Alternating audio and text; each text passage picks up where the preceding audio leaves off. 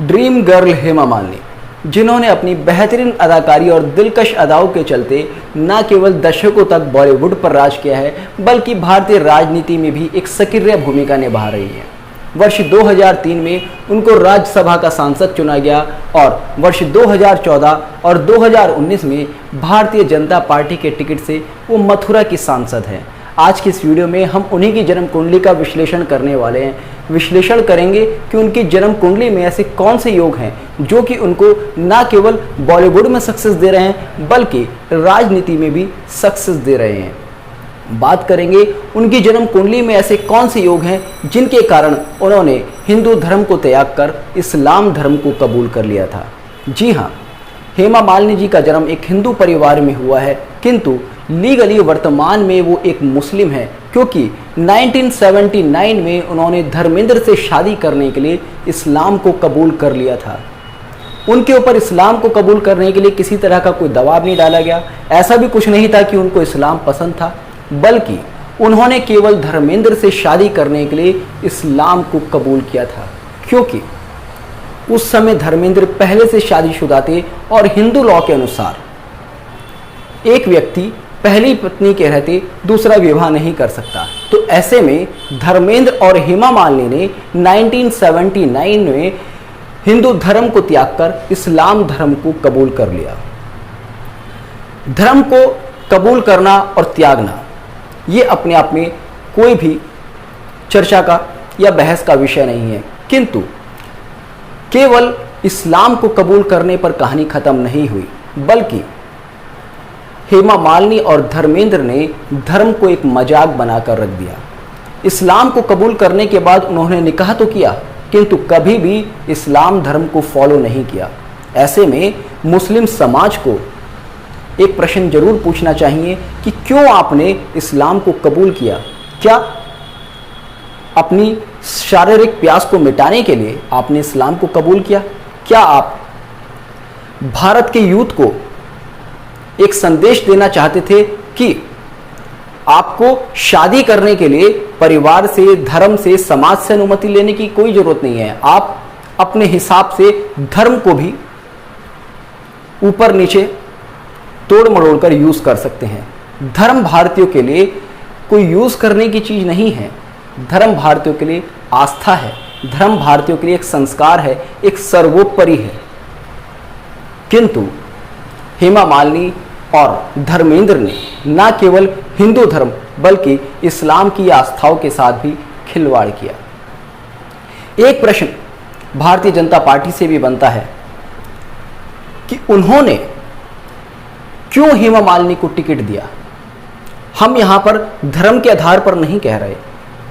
आपको किसी भी पार्टी को, किसी भी धर्म के व्यक्ति को टिकट देने का अधिकार है, किंतु एक ऐसे व्यक्ति को जो कि समाज को ये संदेश देना चाहता हो, बीइंग ए सेलिब्रिटी आपकी समाज के, धर्म के प्रति एक जिम्मेदारी होती है और being a celebrity, being a youth icon, आप समाज को एक ऐसा संदेश दे रहे हैं कि आप अपनी हवस को पूरा करने के लिए धर्म के साथ भी खिलवाड़ कर सकते हैं।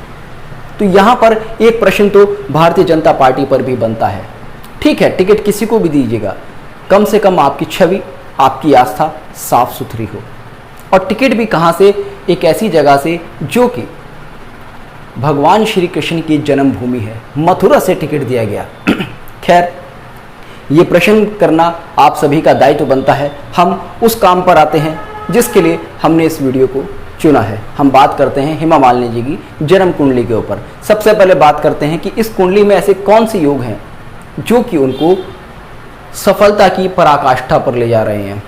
मैंने हमेशा आपसे कहा है, किसी भी व्यक्ति की अगर सफलता को देखना हो तो आप शनि को लगन बना लीजिएगा। शनि पर आने वाले प्रभाव उस व्यक्ति का फाइनेंशियल, सोशल स्टेटस आपको बता देंगे। देखिएगा, इस कुंडली में शनि 2 भाव और सिंह राशि में बैठा है और शनि के साथ में शुक्र बैठा है।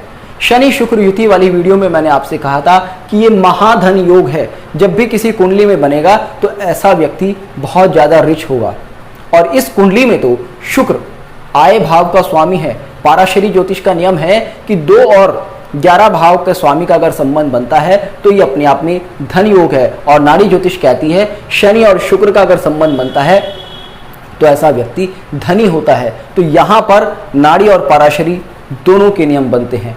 दोनों ही योग अपने आप में मिलकर इनको अतुल धर्म संपदा का स्वामी बना रहे हैं। उसके बाद आप देखेंगे शनि के ऊपर गुरु की नवम दृष्टि है, और मैंने हमेशा आपसे कहा है कि जब जब शनि के ऊपर गुरु की दृष्टि आती है, शनि का संबंध गुरु से बनता है, तो ऐसे व्यक्ति को काफ़ी मान सम्मान मिलता है।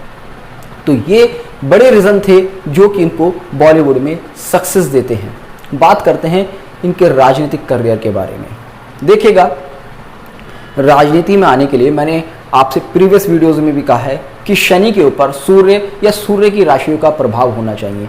इस कुंडली में शनि सूर्य की राशि सिंह में बैठा है और शनि से दूसरे ही भाव में सूर्य है, तो ऐसे में शनि के ऊपर सूर्य का प्रभाव आना ये अपने आप में निश्चित करता है कि इनको राजनीति में सफलता मिलेगी।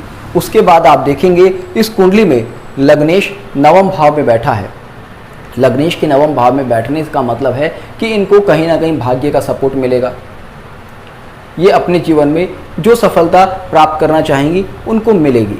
उसके बाद आप देखेंगे इस कुंडली में गुरु स्वराशि होकर छठे भाव में बैठा है, और गुरु का छठे भाव में बैठना इस कुंडली में विपरीत राजयोग बना रहा है, जो कि एक और इंडिकेशन है कि इनको बहुत ही बड़ी सफलता मिलेगी। अब बात करते हैं ऐसे कौन से योग हैं जिनकी वजह से इन्होंने हिंदू धर्म को त्याग कर इस्लाम को कबूल किया। देखिएगा, हमारी कुंडली का नवम भाव हमारे धर्म का भाव होता है, और नवमेश हमारे धर्म को इंडिकेट करता है, वो धर्म जिसको हम आजीवन फॉलो करेंगे। कुंडली का दूसरा भाव हमें उस धर्म उस संस्कार की जानकारी देता है। द्वितीयेश हमें उस धर्म उस संस्कार की जानकारी देता है जो हमें अपने परिवार से मिले हैं। अगर ये भाव या इनका स्वामी राहु से प्रभावित हो तो हम कह सकते हैं कि ये व्यक्ति अधार्मिक कृत्य करेगा, अनैतिक कृत्य करेगा और धर्म परिवर्तन भी कर सकता है। अगर आप इस कुंडली में देखें तो नवम भाव को स्वामी गुरु है, जो कि छठे भाव में बैठकर राहु से संबंध बना रहा है, क्योंकि इस कुंडली के दसम भाव में राहु है, और दसम भाव में राहु बैठकर द्वितीय भाव पर भी अपना प्रभाव दे रहा है। ऐसे में द्वितीय भाव जो कि हमारे परिवार से मिलने वाले संस्कार हैं, और नवम भाव जो कि हमारा धर्म है, दोनों ही दूषित हो जाते हैं। तो ऐसे में ये इंडिकेशन जाता है कि ये अनैतिक अधार्मिक कृत्य कर सकती हैं, और उसके फलस्वरूप इन्होंने धर्म परिवर्तन किया। इन्होंने कुछ भी नहीं देखा, बस धर्म परिवर्तन कर लिया।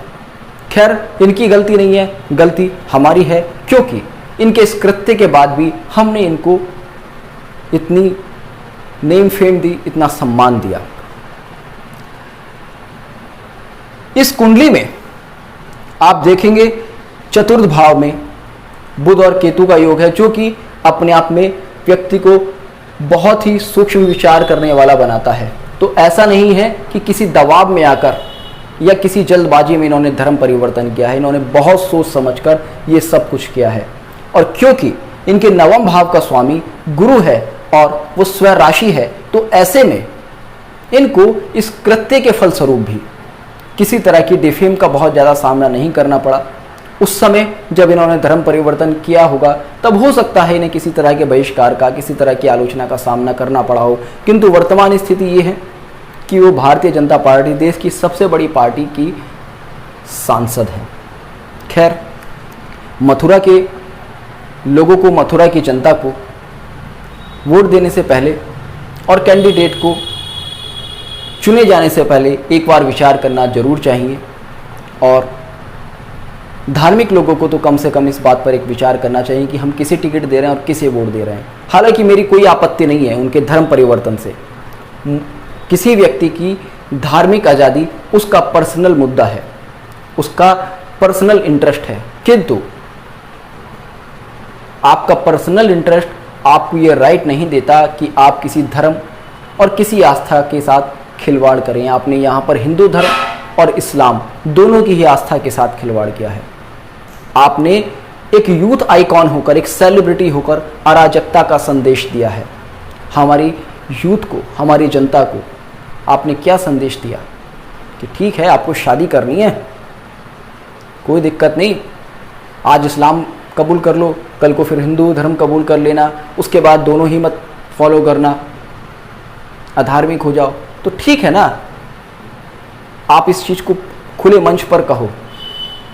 खैर, होपफुली आपको आज का ये वीडियो पसंद आया होगा। तो जुड़ रहेगा अष्टसूत्र के साथ, मिलते हैं नेक्स्ट वीडियो में, तब तक के लिए जय हिंद, जय भारत।